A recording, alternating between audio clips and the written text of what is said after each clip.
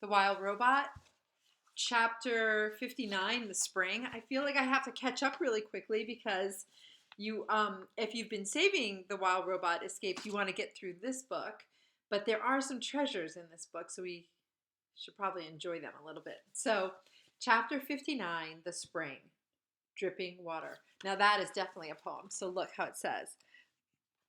The spring, dripping water. That's a poem. The spring, dripping water, flowing water, splashing water. Winter's blanket of snow and ice was finally beginning to melt. White was fading to expose the grays and browns that had hidden beneath. Little green buds were appearing all over. Crowds of bright flowers were rising up from the dirt, and soon the island would be bursting with rich scents and colors. At long last, it was spring. I mean, we definitely have spring coming now, but we didn't have that hard winter. The lodgers returned to their homes. The hibernators emerged from their secret places. Roz roamed across the island and checked in with the beavers and the bears and all the friends she'd missed.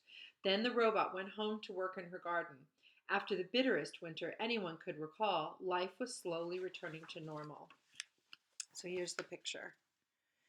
And I know that the next chapter, I know what it is, and that's where we have to actually pull one of our seeds out of our pockets because I feel like Peter Brown made a mistake in this one.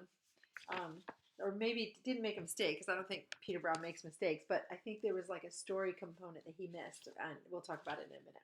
However, it was a quiet spring. There were fewer insects buzzing, fewer birds singing, fewer rodents rustling.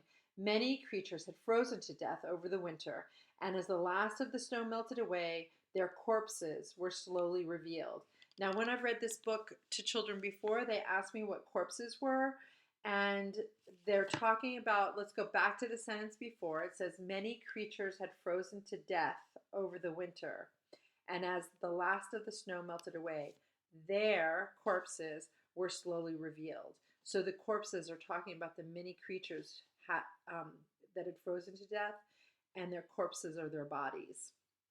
So their corpses were slowly revealed.